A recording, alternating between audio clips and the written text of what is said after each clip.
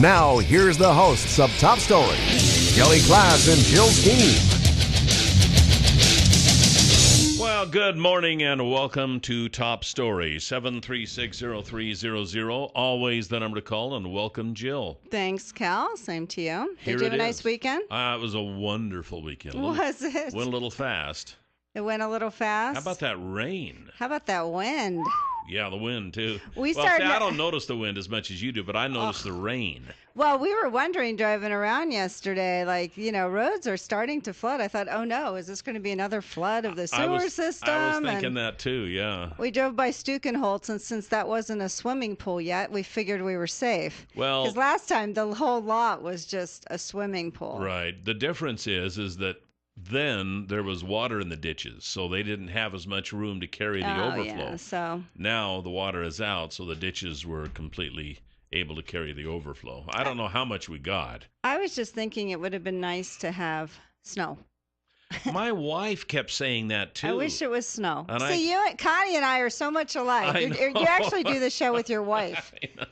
And I kept saying, well, wait until after December 31st, because I don't want to have to dig out to get to work, you know? No. So anyway, kind of on that same note, a lot of people have been asking, what's going to happen? Yes. What's going to happen to Top Story? What's going to happen happen to the show? What's going to happen this? What's going to happen that? The show will continue. The show will continue. It will just continue without me or Jill. That's right. It's a new format. That's right. New format. Jill and I, of course, I'm retiring. Jill will no longer be here. Jill is retiring too, I guess. Retirement. So so if anyone has a job for me, please contact me. There you go. Yeah, Thank and you. me too. Actually, I was kind of figuring out, in order to afford all of my insurance and everything, I'll have to have a part-time job. Are you sort of rethinking this big guy now? I'm thinking of one of those no-brainers. Maybe I could sweep floors or drive auto parts, from point A to point B, something like that. Or something. But no, anyway, so there you go. That's pretty much all there is to say about it. That's all we know. That's all we know at this point. So anyway. The new individual will be arriving this week. Mm-hmm. We'll be introducing him on the show. And we haven't met him yet. We have no idea. Right. So haven't met him yet. Anyway. Don't know where he's from. Don't know anything about him. Nothing. But that's okay. Yeah. So we wish him well. We hope that absolutely. he does really well in his show, and that's great. Yep. So now you know. Hopefully we set a nice platform. Hopefully Ta-da! so.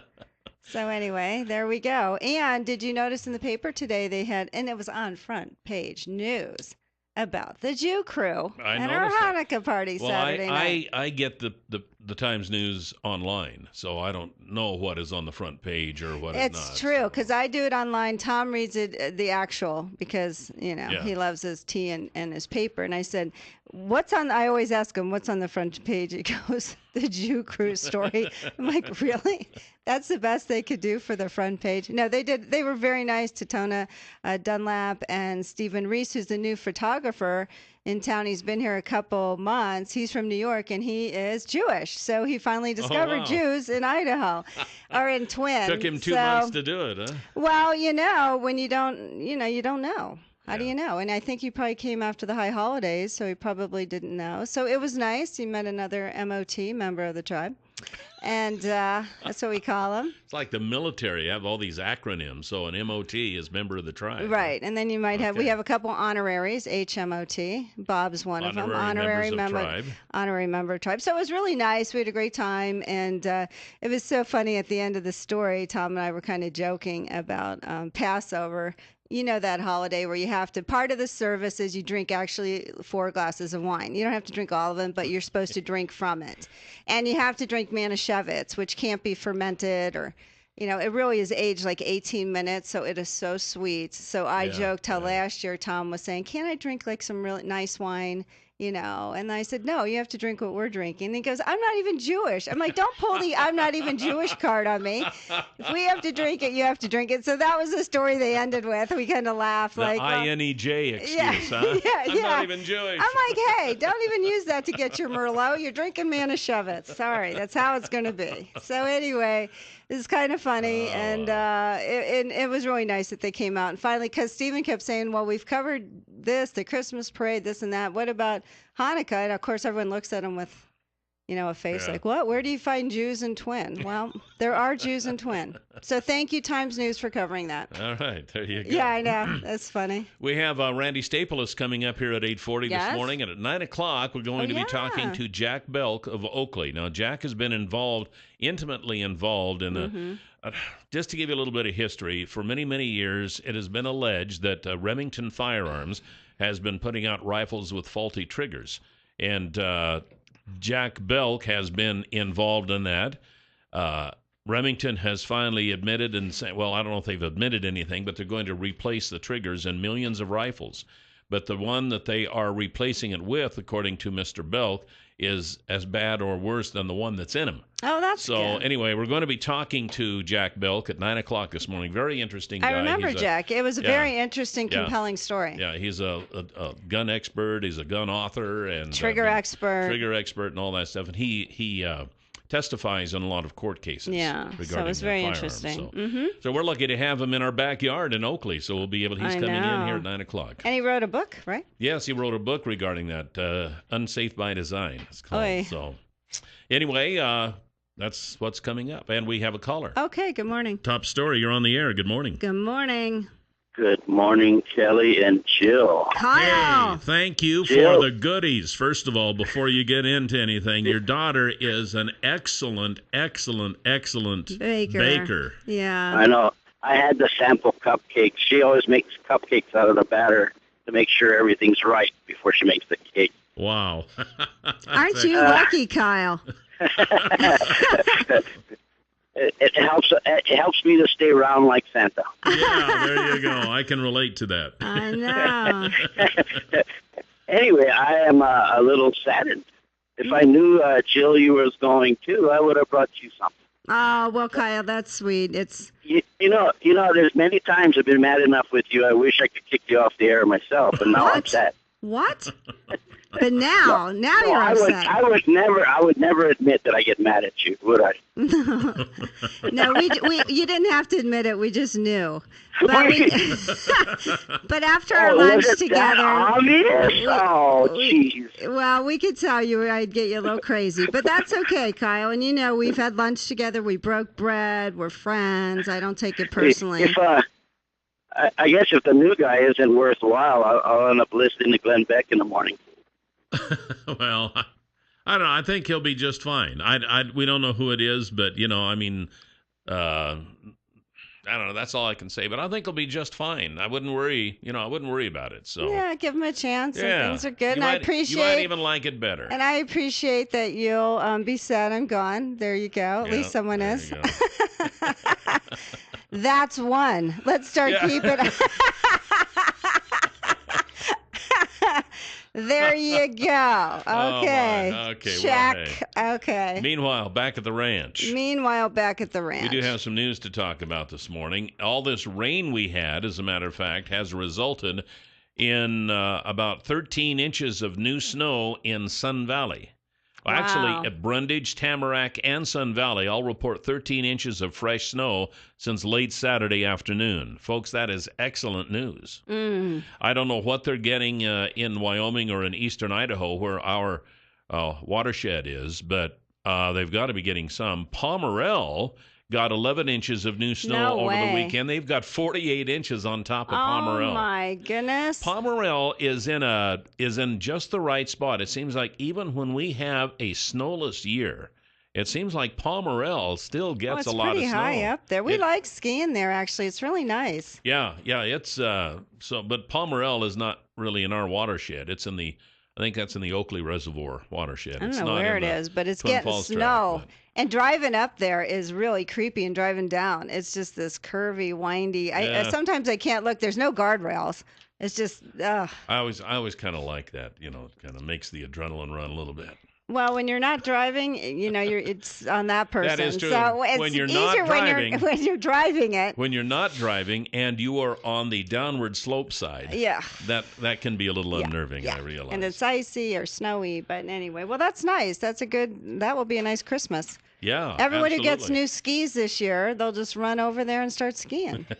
There you go. There you go. And we're lucky to have a nice I don't ski, but I know a lot of people around here do, and we're lucky to have. Oh my gosh! It's like they always say about this area. We're just a few miles away from just something. About everything. I know, it is nice. Hunting, fishing, skiing, boating, you name it. We kind of live in a sportsman's paradise here. 7360300, top story. You're on the air. Good morning. Good morning. Good morning. I just kind of came in on the Powell's comment. Jill, did I hear that you're leaving? Well, they're changing the format of the show. So, yes, Kelly and I both will be gone the end of the year. Oh, well, I'm sorry to hear that. I know we disagree, but you do bring life to the show. Well, thank you. I took my niece up to Pomerelle this weekend. Her first time to snowboard. They had 4 inches of powder, and it snowed all day. It was just fabulous. Oh, nice. Great. That's nice. Excellent. Well, I hope you have a Merry Christmas. I appreciate you listening all these years, and thank you very much. Thank you. All right, we'll talk to you soon. Okay, yes. All right, there you go.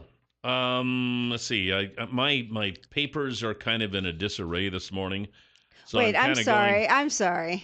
Kelly, that's like every day. If I had a dime for every time you go, where's that story? Where's that story? Well, I would be a very wealthy woman. Well, kind of since we're on the weather thing and the snow thing, you might want to know that a storm bearing strong winds, torrential rain, snow, thunderstorms, and fog will converge on the Northeast and the Midwest on Christmas Eve and will likely create major travel delays, both on the roads and at airports. Oh, no. So if you are traveling east of here for Christmas, you will want to keep that in mind. The early stages of travel problems from patchy rain and fog will develop on Tuesday. Oh, no. The most widespread travel disruptions and the worst weather conditions in terms of windswept rain and travel impairing snow will be centered on Christmas Eve, of course. Almost like on cue, huh? It was like on Thanksgiving.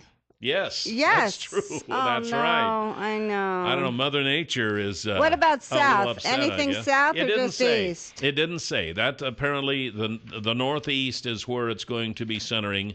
And so either that or they're just reporting on the Northeast because that's the only part of the country that matters. I don't know. But anyway.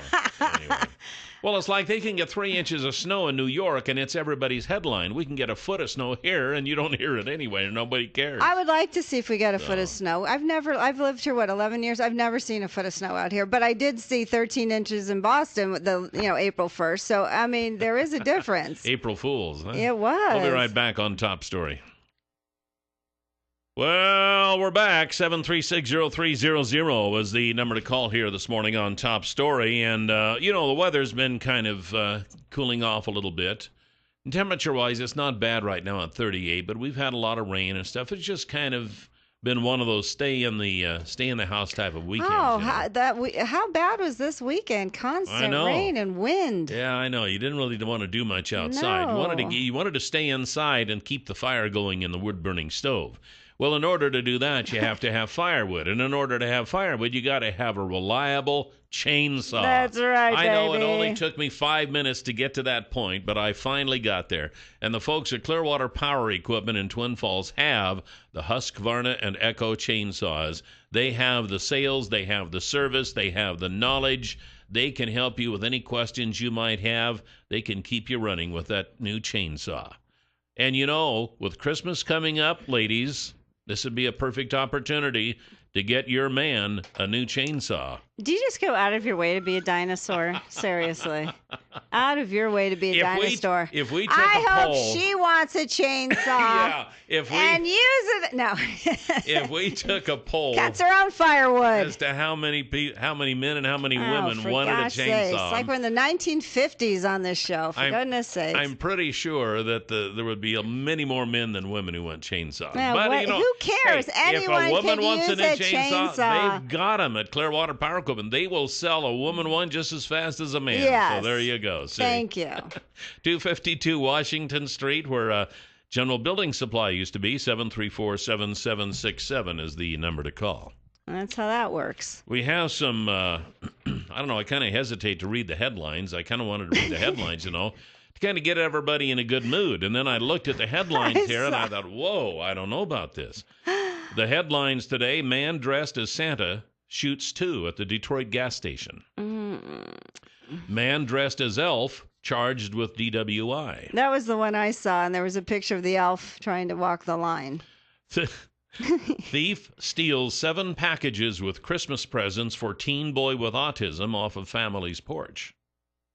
Welcome to Christmas. I know. Wow. Wait, did he steal the 7 for a teen boy with autism, or the Christmas presents were for the teen boy with autism? Yes. Yes. It was, or was he trying to be nice to steal them for a teen boy? No, that was a poorly written headline. It says thief steals 7 packages with Christmas presents for teen boy with autism off a family porch. I will admit you could read it both ways. The headline is not written that well, but since we don't have journalists anymore, we just have reporters. You know, I don't know we're lucky to have had it that well. Anyway, so Merry Christmas. But you know what? I have to think, like, how many people, honestly, when you see the expectations, I almost feel badly for people. You see the even for Thanksgiving, you see the expectation, these TV commercials. You've got the perfect turkey. You have the perfect ham. You have the perfect family around the perfect table with the perfect gift. And, you know, and if you don't have that, it might be quite depressing. That's why a lot of people have trouble over the holidays. But if you look at any commercial or any movie, it's always the perfect family, Christmas, whatever. Yeah, I know. It's not like Uncle Bob drinking too much and telling you what he thinks. You know what I mean? I mean, there's a lot of dysfunction out there, but the expectations are so high. I wonder how, I don't know, it must be disappointing for people. Well, you always hear, and I hate to be depressing, but you always hear we just read those headlines. You can only go up from there. But just as far as families getting together, I mean, there are a lot of families that just don't get along that well. I know it. What's our number? 7360300. Oh, now you've forgotten the number too? Top story. You're on the air. Good morning. Good morning. Let's do something that's a little more uplifting. Please. This morning on our local news, a young teenager took on Santa Claus, and she got a bunch of presents and went around to families in her neighborhood that was needy and took them Christmas gifts and caroled at the door. Oh, that was nice. Yeah, except good headlines don't sell, Kyle. You know that. Come on, Kyle. So, you know, that's pathetic, a good story, and I'd rather hear that than people stealing stuff. I know. Oh, no, not theirs. That's reality. You got to have your dose of reality every day.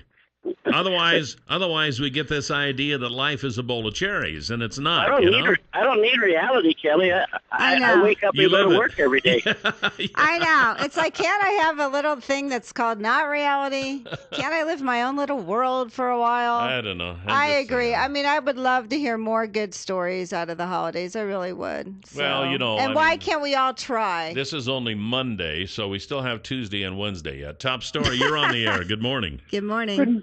Good morning. I'm not interested in reality, Kelly, because I have you. Have a Merry Christmas, a Happy Hanukkah, Jill. Hey, Bob, did you hear us talk? He hangs up way too quickly. That was our HMOT.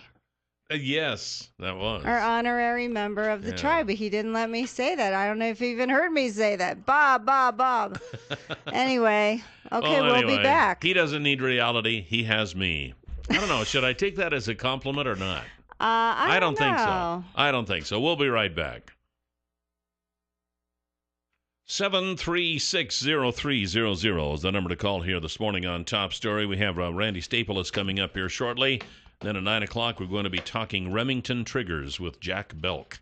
Going to be an interest. If you own a rifle, you will want to listen to this because it has information that you will probably need. Hey, speaking of that, they have guns at Canyon Pond. Wow. They do. They got lots of them. They've got pawn store stuff at Canyon Pond. They got pawn store stuff. They're a pawn shop. Yeah. Not only are they the newest pawn shop in Twin Falls, they are the cleanest pawn shop in Twin Falls. Mm-hmm. And that's important because when you go in, you don't have to worry about getting stuff on you, on your clothing. And they've got gold, and they've got watches, they got rings, camping equipment, they had cooking equipment, they had all sorts of stuff, things that I was shocked were at a pawn store because, of course, I've never been in one before. They have boots, they have all sorts of things. You got to check it out. They had kayaks. They had amazing electric stuff. Electric guitar, which was really cool because it was a vintage one. Yes. Not those new ones. It was a vintage not one. Not the new plastic stuff. That was they really had the old cool. Vintage, real McCoy It was stuff. heavy. It was awesome. That's so you right. got to go check it out, especially for the holidays. Yep, and that's at Canyon Pond. They're on Shoshone Street, right across from Will's Toyota, 3rd Avenue South, right on the corner where Vickers Western Store used to be. You just can't miss them. Mm-hmm. Well, here's something you might be interested in knowing.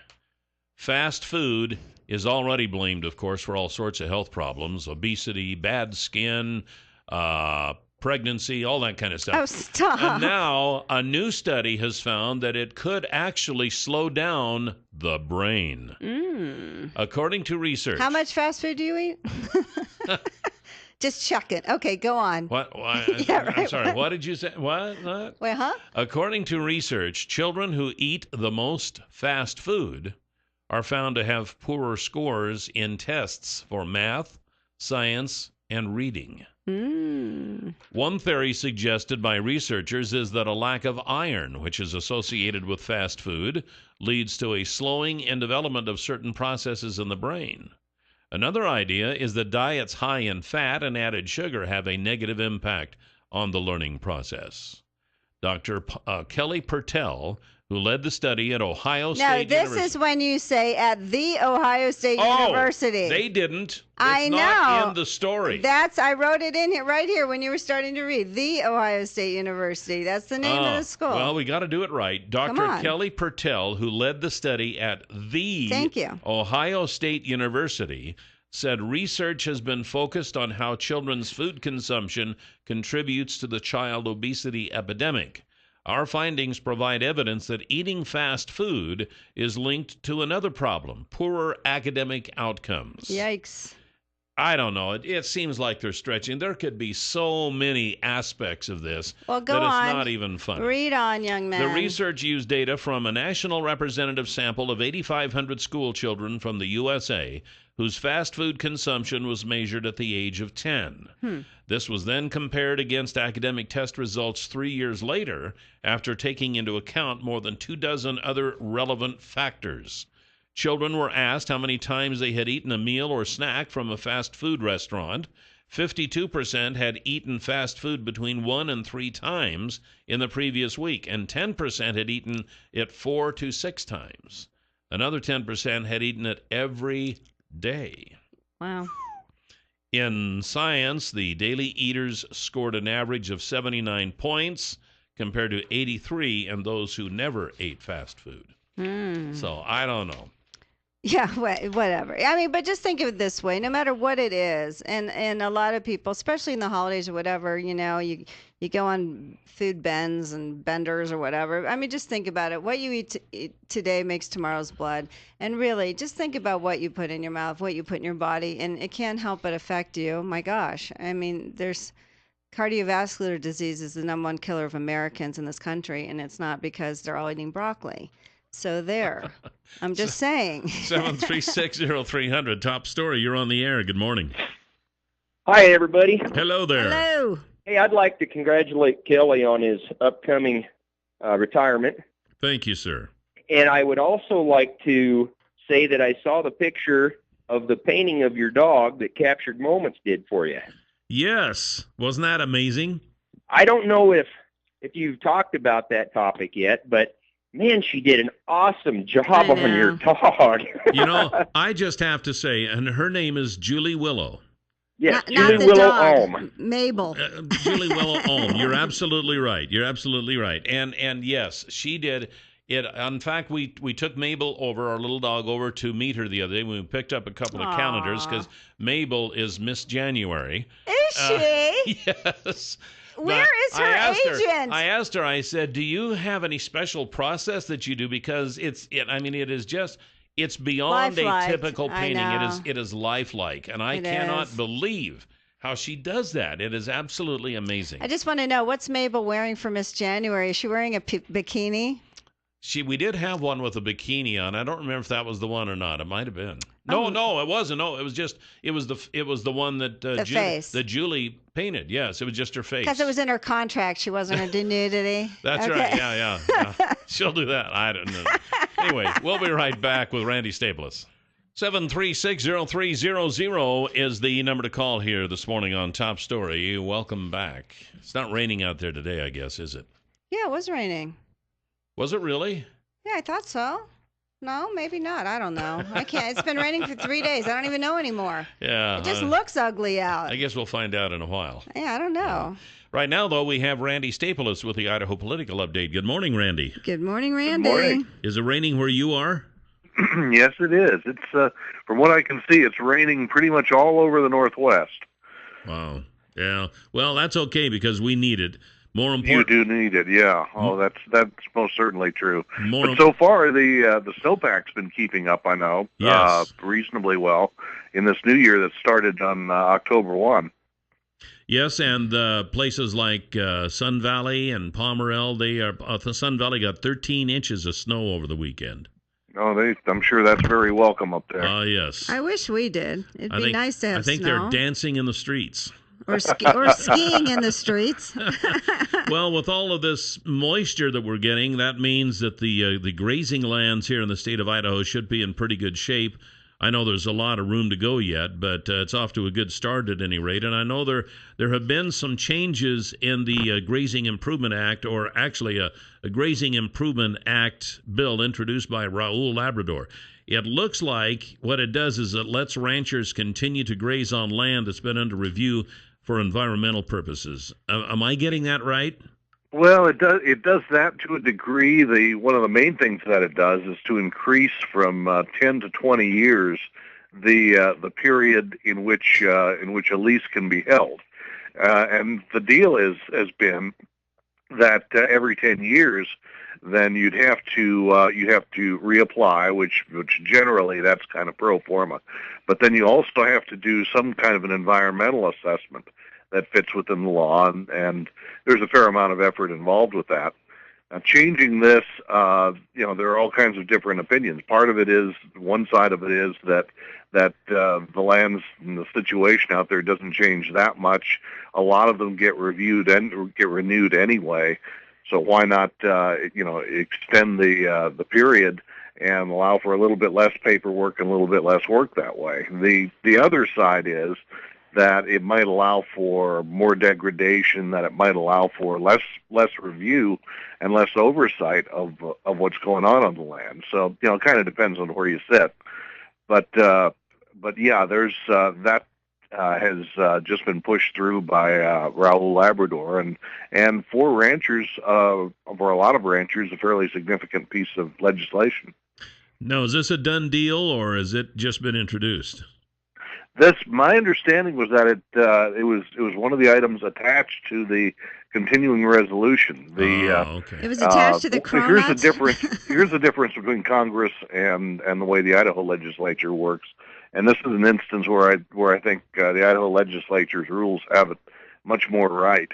In the Idaho legislature, if you have a piece of legislation, it can only be about that one subject. That's all it can be.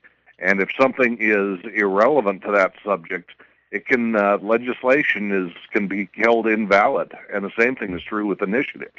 Well, wouldn't that be nice in Washington? In Congress, you have Christmas trees coming up, right. and the continuing resolution that they passed was a classic Christmas tree. They had a must-pass budget bill, but then they attached to it all sorts of other things, a wide range of other things that had absolutely nothing to do with the budget as such.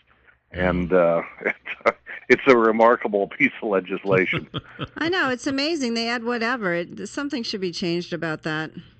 You think it puts people in the position of, well, Labrador wound up voting against a whole bunch of his own legislation that managed to get attached to it because he wanted to vote against the budget. Yeah, which makes no sense at all. It's crazy. Such as politics in Washington. But he couldn't have done it on his own. He couldn't have done it as a separate, just its own bill. Well, they tried. They did do that. They did try it, but very often you have bills that haven't been able to pass on their own. They're legislators behind it managed to get them attached to must-pass bills. You find things that are bills that are basically, say, national security bills that everybody knows has to be passed. There's no question about it. But then you have someone who has a bill sitting there that hasn't been able to make progress. If they're able to get enough votes to attach it to the must-pass bill, then they can get it through. Yeah. Wow. Happens all the time. Yeah. No, it's no wonder we have Congress. It's no wonder we have a mess, isn't it? Wow.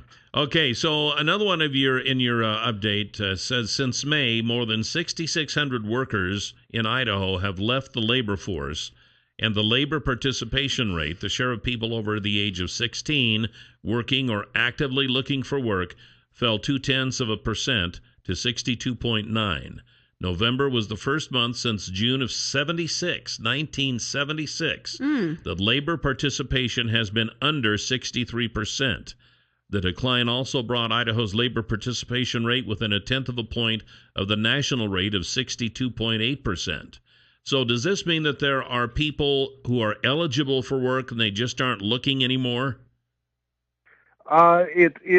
It could, and there are probably people like that who fit into the category. I wonder whether it might mean in part that people are maybe there's some net emigration from the state. Yeah. Whether maybe some are going to other places. Oh. There could be several explanations for it. But this points out a really interesting thing, is that the unemployment rate does relate to this group of people who are reported and recorded as being actively in the labor force. And that's kind of a slippery number to deal with. Over in Oregon, for example, there's an unemployment rate that looks much higher. It's at 7%. It's been stubbornly at 7% for a long time now. And that makes it look as though the Oregon unemployment picture is really pretty bad. But in fact, the job growth in Oregon has been going gangbusters. They've been breaking all kinds of records. It's been something like 20 years since they added as many jobs as they did last month. There don't seem to be that many people out of work in Oregon the same way it is in Idaho. And yet you have that high unemployment rate. So it really kind of depends on what group of people that you're measuring. But then it's interesting because when you talk to employers in the Magic Valley, like I said, I have a business networking group, no one can find anyone really qualified to work, or someone who can pass a drug test or can, use a measuring tape. I mean, you hear the frustration everywhere from employers. There's no one, they can't fill the jobs. And we have the Department of Labor coming on. I think last time she was on, she said like 900 jobs they can't fill. Yeah. Like, most people what's just going can't on? even pass the drug test. I mean, they're just unemployable, I think. But, I mean, this seems to be an interesting situation.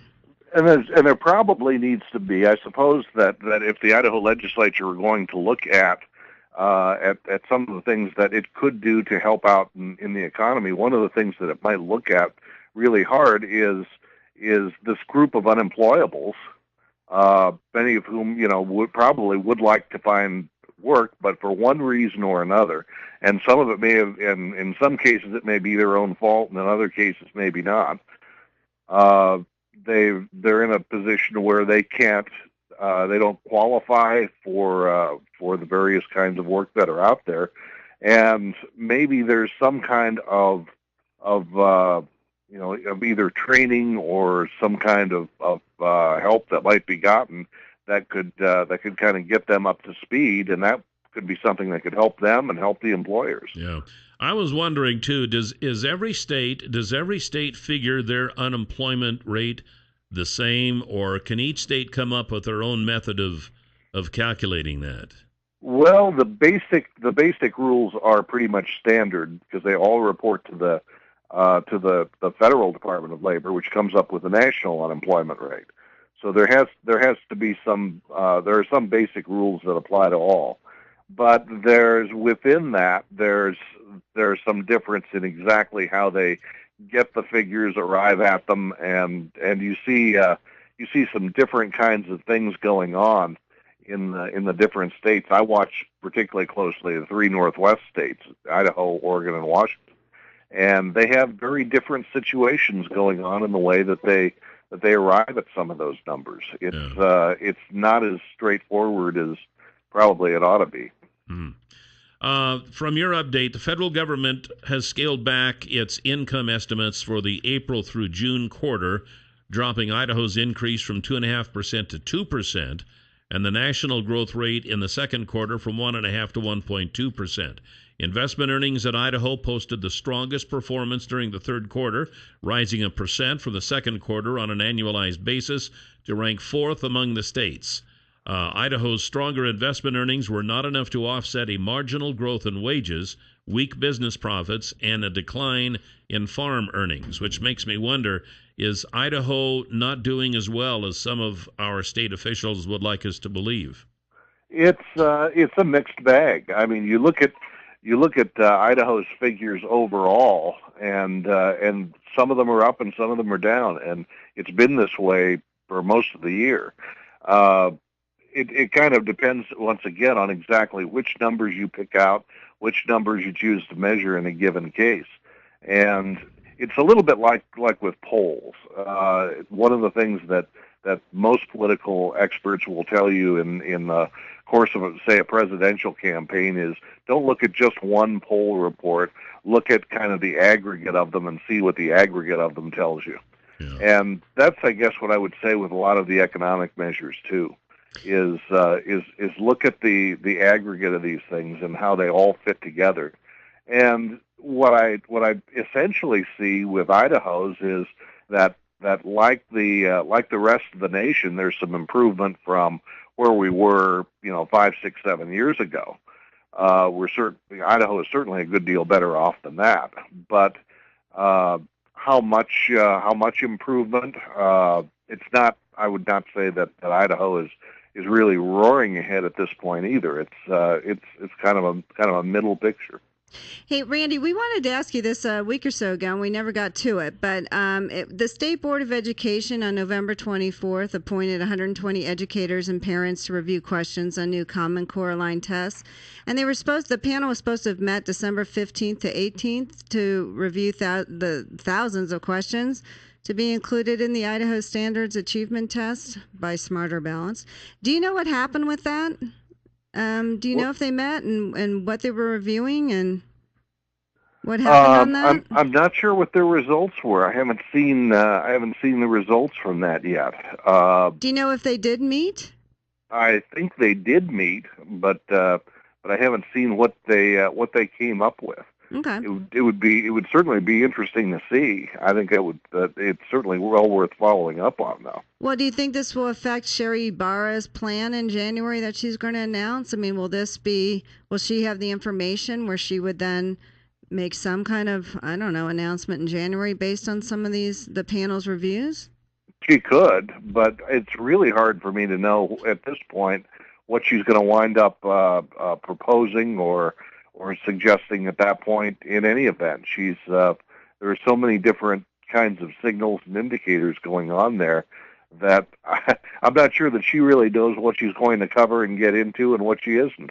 Yeah. That's probably fair. We are just about out of time, but this was news to me. I guess I didn't realize that they were having some labor problems on the West Coast, which is affecting our exports from farmers and such and other businesses here in Idaho.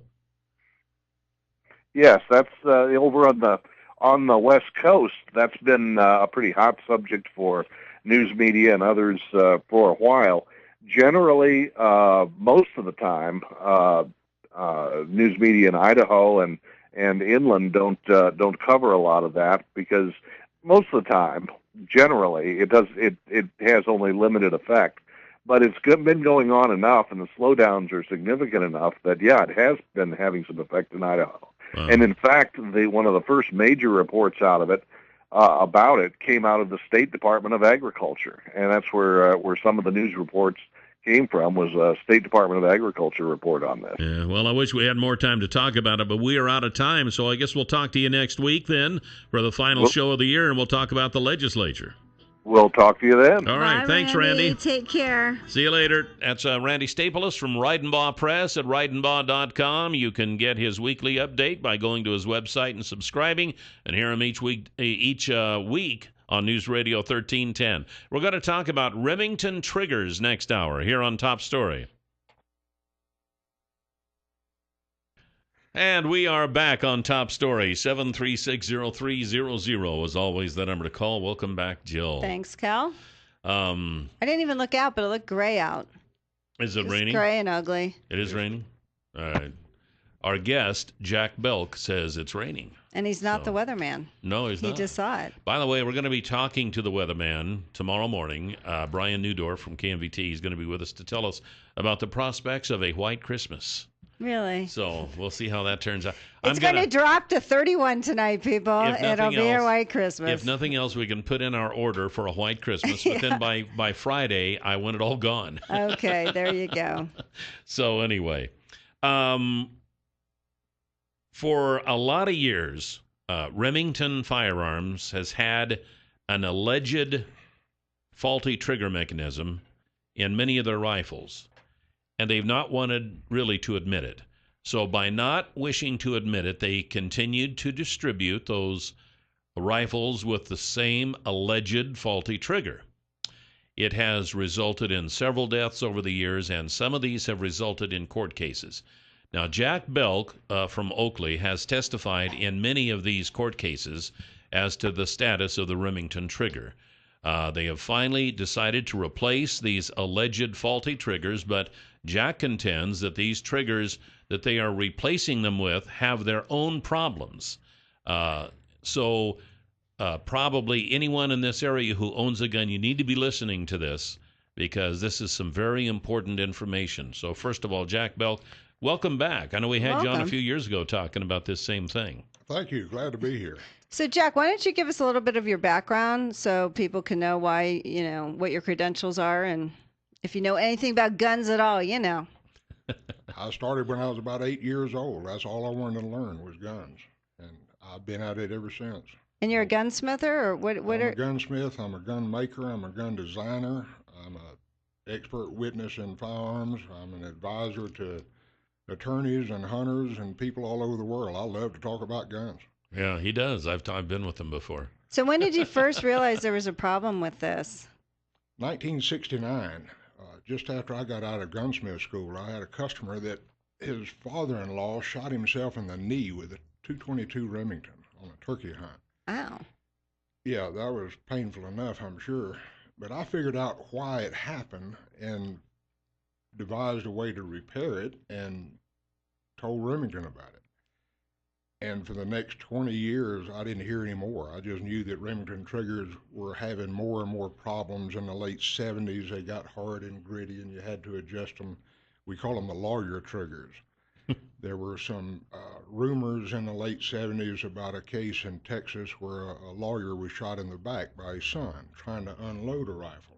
Oh, no. At the time, we talked about the lawyers. We didn't talk so much about the guns. I was an instructor at gunsmith school at that time. And over the years, in 1993, I was hired for the first time to figure out a case up in Montana where, oddly enough, a teenage boy was shot through both knees with a 7 mag, handled by his brother. And I found out that ice had caused the problem. Well, inside the Remington Model 700 triggers, all of these triggers have the grooved face.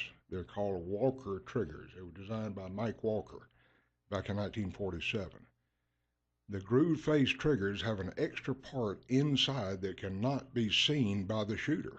There's no way to keep track of it, and this is an internal trigger. It works different than any other trigger on the market. The common denominator in all of the failures is this so-called connector, which is just a small little stamp piece part inside the trigger. I started doing some studying on that and wondering why that part is even in there. It doesn't do anything. It doesn't do what the patent says. The patent language says what that part is supposed to do. It can't do that, so why is it there? So, Jack, on the first one that you saw in 1969 when you first came out of gunsmith school, did you see this part? Is this what you wondered and said, Why is this a problem? And when you didn't hear back from Remington, did you assume they were fixing it? I assume they had already fixed it. The connector itself has been made in several different conformations, and the first one I saw was the very early one that allowed the connector to become displaced in one certain way, which is what happened with the turkey hunter in Florida. But I found out that this connector can become displaced in other ways. In fact, in the late 70s, they did a survey of one warehouse in Texas and found that 53% of hundreds of rifles would fail with one certain test. Put the safety on, pull the trigger, take the safety off, the gun would fire. 53% of them brand new in the box. It would fire when you turn the safety off. That's right. It turned the safety into the trigger. Yeah, wow. Internally. Well, Remington for many, many years has been extremely successful in keeping this secret. Just did not, any court case was automatically sealed. There was gag orders in place, protective orders in place. Any documents that I received for the last 21 years have been under protective order. But in August 23rd, 2000, Gus Barber, age 9, was on a deer hunt with his parents, and his mother was trying to unload a Model 700 Remington made before 1982 that required the safety to be removed or placed in the off position before the bolt handle would open. When she tried to open the bolt handle and couldn't, she took the safety off, the rifle fired. It went through a horse trailer, deflected twice, ricocheted once, and caught Gus Barber just under the ribs and killed him. Oh, my goodness. His father swore that he would get to the bottom of it. Rich Barber has done that. Rich Barber in Manhattan, Montana, has gotten to the bottom of the Remington problem. He has gathered more confidential documents than Remington Youth even owned. He has refused to be paid off. He will not settle with them. He said, we're going to fix it. Has Remington settled all these cases and they've been sealed, or have they actually gone to court? Or do they just settle them so no one can talk about it? There's been a lot of them settled. We really don't know how many because that record is sealed. There's been some that go to court. They win their share of them. In the late 70s, Remington Arms, in conjunction with other firearms manufacturers, started the National Shooting Sports Foundation. The National Shooting Sports Foundation published the 10 Commandments of gun safety. First rule, never point at anything you don't intend to shoot. Well, if you don't know when the gun is going off, how is that possible? There is no safe direction to point an unsafe gun. It can't be done. Through the efforts of Rich Barber, he has put together enough documents from the Remington's own records that show they knew the problem in 1947. They refused to repair it in 1947, again in 1948, again in 1974, again in 1978, again in 1994. They refused to fix the problem. How hard is it to fix it? Because admitting that they had a problem would open up all kinds of liability issues, I'm sure. Is that why? Why? I feel sure that once people realize it's possible for a gun to fire without the trigger being pulled, there's more and more people say, that happened to me. Yeah. I've seen that in the last 20 years. Once a problem is known, then it can be repaired. But if you keep it secret, I say in my book several different times, those that most need to know are the least likely to listen. Right. I can go right now to a gunsmith and say, you really need to read this. There's information here. And he said, I know all about it and there's nothing wrong. Wow. Why would they? Okay, we got a caller. Let's take that. Top story. You're on the air with Jack Belk. Good morning. Hi, good morning. I've heard you before, and something on the news the other day about this same rifle. I didn't catch all the news about it, but they're doing something about it now. Yeah, that's kind of the crux of this deal. They say they are. Yeah, December the 5th, a judge in St. Louis signed a preliminary order that allows Remington to recall. They do not like the word recall, and I'm sorry I used that. they like to advise customers there is a replacement available, a new trigger called the X-Mark Pro. That final hearing will be the 4th of February in St. Louis. I will probably be there because I have enough experience with a new trigger to know that that's not a suitable replacement. Why isn't it? It wears out too fast. So initially it's better, but pull the trigger a few times and it will be just as bad or worse than the one they have? It really does. The one they have now, the Walker, was actually replaced in 2006. The new triggers have a smooth silver face on them. They do not have the grooves. That's the X-Mark Pro.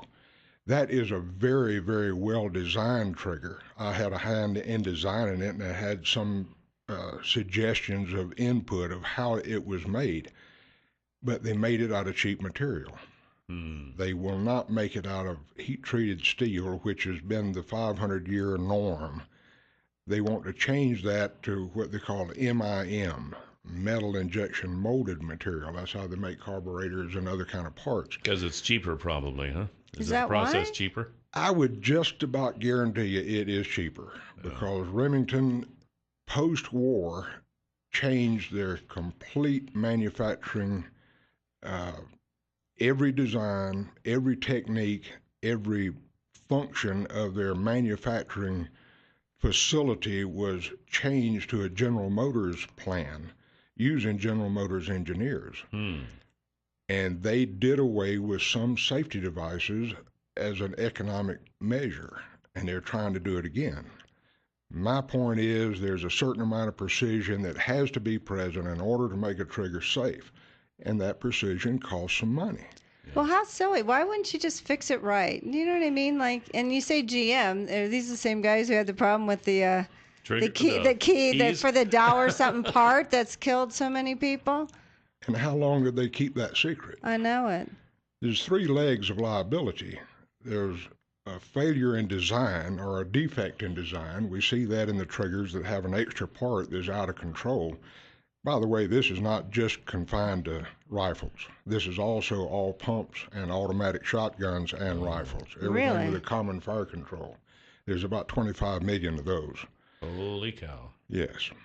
So think how many people this has happened to where they've been blaming themselves. You know, did I hit that? Did I not hit that? You know, I mean, how many people do you think it's affected? That's Seriously. part of Remington's hesitancy, I suppose, to face this problem head on because they didn't want to be faced with that liability. That's exactly right. And Remington Arms itself, a lot of people realize that's 1835. That's America's oldest gun maker. Right. Up until 1993, they didn't even have a checking account. What? They were owned fully by DuPont. And DuPont engineers, DuPont paid all the salaries, everything. Remington did not have a checking account until 1994. Interesting. When they became a new company. Hold that thought. We have Jack Belk with us, and we're talking about the Remington trigger situation, and we have some calls coming in, so we'll be right back on Top Story. 736-0300. 736-0300 is the number to call here this morning on Top Story. If you have any questions or comments for Jack Belk, we're talking about the Remington trigger issue. The number is 736-0300. We had a couple calling before the break, but when we start the break, then people don't like to hang on, so they hang up. So hopefully they'll call back. Yesterday, what's today, Monday? Yeah. Can you believe? It only just seems like Friday. Friday's $100 instant winning name in the Word of the Day, which is brought to you by the Happy Landing Restaurant, which will give you a free piece of pie if you've never been there before and you purchase a meal or a drink and tell them that Jill and Kelly told you about it. Homemade pie, too. Homemade pie, Jack. You like pie, Jack? Oh, yeah. I had coconut cream pie last week, and I'll tell you what. Oh, it was... Anyway. Coconut cream pie and banana pudding. There you go. That's right. What could be better than this? At the Happy Landing Restaurant at the Twin Falls Airport. So head on out there. Head on out there for lunch today. They have a great lunch. Okay, the word of the day, the winning name is Diane Biggs. Diane Biggs, congratulations. And the $100 word of the day for today is Yule. Yule? Yeah, like, you'll be sorry. No, I'm kidding. It's Yule, Christmas Yule, like Yule. Y-U-L-E. Yule. So go to our website, newsradio1310.com, click on Word of the Day, type in Y-U-L-E, and listen tomorrow. And if you hear your name tomorrow and you play the word today, you'll win. You'll win. You'll win. That's probably how they text Yule. They text Yule like that. Yeah, so people's like, oh, that's not how you spell it? You'll win $100. Yeah. All right. So let's go to the calls. Top story. You're on the air with Jack Belk. Good morning. Merry Christmas. Happy Hanukkah and all that other stuff. And to you too. My wife always says I come halfway into a conversation, and today's no exception. So are the triggers safe now? I do understand the battle, beforehand they took them off the shelf, and now they're back on the shelf. And I'm a gunsmith, and I'm wondering if they're safe now. That's a real good question. The X-Mark Pro trigger is very well designed, no doubt about it. It has some features that the Walker does not that makes it a safer trigger. My criticism is in the material itself. They have made the trigger piece, we're looking at a trigger assembly here with a housing and sear and other parts in it, and also a trigger piece. They've made the trigger piece out of MIM, metal injection molded, a lot like the sears are in the Walker trigger. I've been seeing the X-Mark Pro triggers that are flaking off on the edges, which means that material is not cohesive enough, is not strong enough for the application. So my criticism of the X-Mark Pro is in longevity, not in the design. The X-Mark Pro is more likely to mess up 400 or 500 rounds down the road than it is right off the shelf. A Walker can fail at any time. It has an uncertain part inside. Now, have you done tests on this new X-Mark Pro? I did a test just last week for the attorneys that convinced me that I'm on the right track, that it's not lasting as long as it should. Okay. Can you tell us what you found out, or are you under a gag order or something? Actually, they're trying to keep them under a gag order. It's not working. For the first time in over 40 years, there is no protective order in place on this case. In fact, it was December the 2nd, 3 days after I published my book with all the secrets, that the judge came out with an order and made it legal. I've never been so relieved in all my life. Yeah, I'll bet. And your book is called Unsafe by Design. Unsafe by Design. And it's not just about Remington. Remington assumed that because the first 50 books had green covers on them. But it's not actually about Remington. The point is, guns have to have a certain amount of precision in order to be safe. After World War II, Remington Arms deleted some safety features and changed some designs around to make them more economical but less safe. Well, it's easy to predict that an unsafe design is going to fail. The difference was that they just denied it, said, no, we can't. It's an intermittent failure. There are pieces inside that become dislocated that you can't see, and they just denied it happened. And it has become common knowledge that a gun only fires if the trigger is pulled. That is false. There's at least 30 million rifles and shotguns in the United States that can fire without the trigger being pulled, and about 25 million of them can fire while they're on safe. Wow. Now, back to the test. When you did the test, what did you find out? I found out that in 300 pulls of the trigger, I was seeing more wear than I do on competitive triggers, and other rifles on the market today are showing no wear in 300 rounds. Wow. So a prolific shooter might shoot that many times in a weekend. The attorneys want to try to say that the average life of a rifle is about 35 years because the National Shooting Sports Foundation estimates that about 20 rounds are fired each year out of each rifle. I tell them that average life makes no difference whatsoever. The trigger should be safe as long as a rifle is capable of being loaded and fired. Yeah. The trigger should be the last part to wear out. Because people pass those down from generation to generation. If it's in your family. And we got another break. We'll be right back with Jack Belk. And we're back. 736-0300 is the number to call here on Top Story. We got some calls for Jack Belk, and we'll get to those here in just a second. But I wanted to talk again about Infrared Baron from Farmore of Idaho. They do overflights of your fields in the summertime when you're watering with your pivot and your irrigation systems. When they take these pictures with infrared photography, it shows up all sorts of stuff that you can't see with the naked eye or regular photography. And it shows where the dry spots are. Maybe you got some areas that are getting too wet. This is all because your irrigation system needs adjustment or maybe even replaced. And they can help you out with that. So when you do this, when you use these overflights and you see these problems and then you make the adjustments, your yield is going to increase. So Infrared Baron doesn't cost, it pays. Talk to them about it at Farmore of Idaho, 324-3341, or also at farmoreofidaho.com.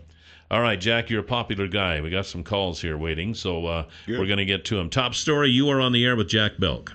Thank you. I got a couple questions, then I'll hang up and listen. I have two Model 700 Remington rifles that I purchased in the mid-'70s, and I also have a Remington 870 Pump Express that I purchased in the early 2000s.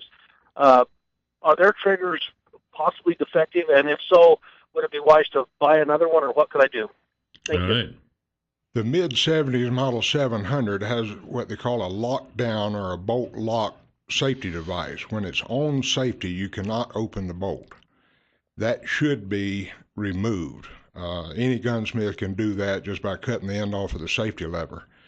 One of the worst problems, fire-on safety release, has caused quite a bit of problem and killed quite a few people. And what happens is during the time that the gun is on safety with the bolt locked down, internally the connector, the small sheet metal part, becomes displaced. That turns the safety lever into the trigger, and you can't unload the gun without taking the safety lever off. So it means in order to be safe, you've got to shoot the gun, but you don't know that it's going to shoot. So the minute you take it off, then it shoots. You take it off safety, then the safety turns into the trigger. So when you flip the safety lever, the gun fires. That's what killed Gus Barber. It's killed quite a few people. As far as replacing triggers, there are quite a few aftermarket triggers on the market. They're most all behind right now, but Timney, Jewel, Schilling, Rifle Basics, there's quite a few of them. That will repair your problem with the mid-'70s guns. There's no doubt about that. It'll make it as safe as any mid-'70s 700 can be. As far as the 870 is concerned, that's a Remington Common Fire Control. It was designed by a General Motors engineer back in 1947. They left out one safety feature and put in a sear that is not controlled by the safety. So the safety on that gun keeps you from shooting it, but it does not prevent the gun from shooting it. All it does is stop the trigger from moving. So just be very safe, handle it very safe, try to keep it unlatched, if you know what I mean by that. The action bar lock, just leave the pump slide back. The pump slide back just a little. That interrupts the firing pin so it cannot shoot. But the 870 can fire without the trigger being pulled while it's on safety. Wow. That's amazing. That's scary. It's awful. Yeah, Top Story, you're on the air with Jack Belk. Hello? Hello? Yep. Is that me? That is you. Oh, that's me. How are you both today? We're doing swell. Merry Christmas and Happy Hanukkah to everybody. Thank you. My stepdad had a Winchester shotgun made in the 60s. It was a semi-automatic, and it was a 12-gauge. It was the most dangerous gun I ever seen. I hunted chucker with it, and I had to constantly be aware of that barrel because it would just go off. Tragically, my dad was carrying it, and it killed him. Oh, my goodness. Holy cow. Yeah, it was terrible. And was that a Model 1400 by any chance? It was. And I was wondering if it had the same problem. It's got a separate problem. There was a 13-year-old kid killed down in Arizona back in the 90s. I went down and gave a deposition in that case. The 1400 Winchester and also the 1200 and 1300, that's their own common fire control, you might say, has torsion springs as a hammer spring. And on each side of that torsion spring, there's a little cheap plastic bushing. When that plastic bushing breaks, the hammer goes off to one side, it can slip off of the sear, and it can fire at any time. That's, if anything, it's more dangerous than any of the Remingtons. Wow. Oh my goodness. Sorry for your loss. So you have a book. It's called Unsafe by Design. When we come back, we're going to talk about that. We're going to talk about how people can get it, what they will learn from it, and who all should be reading it. So we'll be right back with Jack Belk here on Top Story. 7360300 was the number to call. We have Jack Belk with us. We've been talking about the Remington trigger issue. And before we get into your book, we did have one call I was talking to over the break. He said he had an issue with a gun, and it sounded interesting, and I wanted to bounce it off you. He said that he has a gun that when you pull it's on safety. You pull the trigger back, the trigger stays back. And then when you undo this and you turn the safety off, then the gun will fire. He was wondering if that was related to this same issue. It's the same process, but it's probably a different trigger. What's happening with his is the trigger stays depressed because there's not a trigger return spring that's putting it back under the sear. Okay.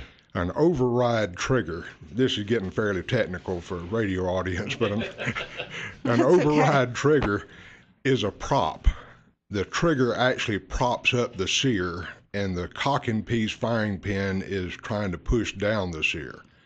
So that little bit of metal, usually about 15 to 18 thousandths of an overlap between the trigger and the sear, is the only thing that holds everything together. Wow. If the trigger cannot properly reposition under the sear, then exactly what he describes happens. In the Remington, there's an internal part that does not return, but you can't tell it.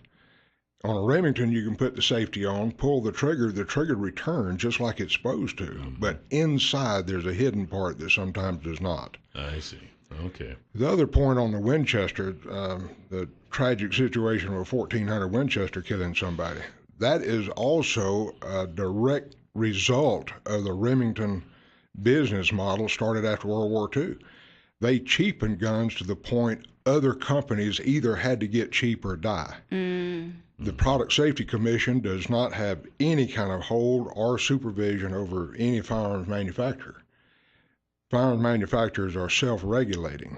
Okay. If they want to delete a safety feature to make an extra nickel, they can do it, and nobody catches them at it until somebody gets hurt, and then a lawyer gets involved, and then a couple of years down the road, maybe something gets before a jury, but then sometimes it's kept secret, so the information is never put out. Now, Jack, you have written a book, and this was this came about in a hurry, although you've been working on it for 20 years. It's called Unsafe by Design. This was a direct result of this lawsuit with Remington. Tell us what this book covers and who should have this book. The book is actually written for gunsmiths. Those are the people that need to know what is happening because it has actually been kept an active secret. Gunsmiths themselves do not realize that some of these mechanisms are badly designed and can fail intermittently and show no evidence whatsoever.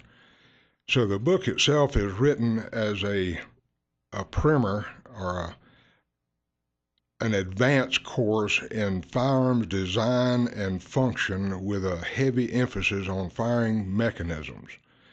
I make the point in the book that guns don't grow on trees. They're not a puppy from a pet store. They're actually made by people, and there's an engineer somewhere that's got his name on a print that said, make it this way. So why are they made wrong? Yeah. That is the big question. They're made wrong because they're cheaper. Right, and you also said the patent doesn't even reflect actually what the part is, which to me, how can that be? The trigger patent for the Walker trigger is almost comical in some of the premises that it puts forth in order to get the patent. It claims that the trigger stops at a certain point, and it's physically impossible to stop the trigger at that certain point. But I think the point of Remington was that they had been directed, and I have no actual knowledge of this, but it sure makes sense, that they were actually directed by DuPont to no longer pay licensing fees, mainly to Browning, for the guns that they had made up to World War II. And I go at it by looking directly at the guns. Look at the first gun, the first automatic shotgun made after the Model 11, which was the Browning patent, the Browning humpback patent. The Model 1148 came out in 1948. It is the Browning A5 made out of sheet metal. Oh, really? Yes. And they deleted some of the safety features that kept the A5 and the Model 11 safe. They made an independent sear, which is uncertain in its operation, and the safety does not control it in any way. And then when it started failing, they said, no, it doesn't fail. No, it doesn't fail. They found out one way it could fail and drilled a hole in the trigger mechanism in order for the trash to drain out of one spot to make it more reliable. It didn't stop the problem, it just made it more reliable. Yeah. The initial design was at fault. And you said they could use a whole nother trigger. They don't even have to do it. They could buy another trigger from someone else, a reliable trigger. In the Model 700, sure, the bolt-action rifles, there's numerous triggers. They all work pretty much the same. But I think it's unconscionable for a bad trigger to be replaced by another bad trigger. I don't think that should be. Which is what they want to do. Where can they get your book, Jack? We're running out of time. Amazon.com has it, Unsafe by Design. It's also on Kindle, and you get a free Kindle with every book you buy. I'm trying to get the word out. I'll give away books if you just send me your name. I'll do it. I want the word out. It needs to be. How can they get a hold of you? That's tough. Post something on the internet. One of the someone will find you. Okay, there you go. Jack, thank you so much, and thank you for doing the right thing. Honestly, I appreciate it. You can hear the Huckabee Report each weekday at this time, brought to you exclusively by Waddell & Reed, Laura Nelson, Josh Funk, and Steve Stanger, financial advisors, and the number is 736-6563. The Low and Honey loader, we haven't talked about that yet. And it's kind of one of my favorite things to talk about because, you know, it loads all types of manure, liquid, frozen, dry, doesn't care, doesn't matter. And if you have a big feedlot operation, big livestock operation, this is something that you might want to look into. And Pat Hartzell with Stanley and Company can fix it so you can see one of these in operation before you make any determination, or if you want to see how it's built or how it works and talk to the owner, talk to the operator, you know, you can do that. Pat will hook you up. His number is 280-1167. And I have it on good authority that Pat also carries a few contracts around in his rig there, too. So if you decide you want to buy on the spot, and he'll even probably give you the pin that you signed the contract with. So, you know, he's a great guy, and he can handle it when it comes to the Low and Honey loader. So give him a call at 280-1167. Yes. Oh, it looked like you were going to say something. I was waiting for you to finish. Yes. What would you like to say, Kelly Class? Well, I don't know. It's almost Christmas. Are you ready? No, actually, I am. I gave the wife some money. Did you? The wife some money. And I said, well, can actually, you be more of a dinosaur? She asked for some money to finish up Christmas. And I thought of the alternative. I thought I could be out there running with the wolves, you know, in these different stores, trying to purchase stuff for people. Or I could pay her off. Or I could pay her off. I could just give her what she asks for. She would take care of it. That is she so knows everybody. Annoying. She knows their sizes. She knows their ages and all that kind of stuff. And I didn't even have to go to town. So what actually have you done? That would be worth it at twice the price. What have you actually done? I have gotten my wife some Christmas stocking stuff. Uh-huh. I know, it's amazing. I mean, I'll be sitting there, I'm wrapping packages for Tom's family and this and that. I'm sending out a bunch of Christmas cards, and Tom was like, oh, I sent out a few Christmas, so the holidays were so hard on him. I go, this isn't even my holiday. Hello, I'm up to my neck in wrapping paper. We send out a Christmas letter to a lot of do people. You now? Yeah, we do. I don't don't like those. I like them in a sense, but you know what really bothers me? Just the photo. Write something. I want to know how you're doing. Oh, we didn't have a photo. We just I didn't get a Christmas letter. It's a page and a half. I didn't get one from you. I guess you're not important enough to be on the list. I don't know what to tell you. I can't believe it. What could be in your letter? We'll have to add you for next year. Could you? Yeah. Thank you. All right. Sounds good. Tomorrow we have Brian Newdorf, Steve Millington, and Marge Schmidt from the Department of Labor. I'll have to ask her for some jobs. There you go. And then and Brian is going to give us a weather report on the prospects for a white Christmas. Yeah. So that'll be tomorrow here on Top Story. See you then. Goodbye, Jill. Bye, Cal.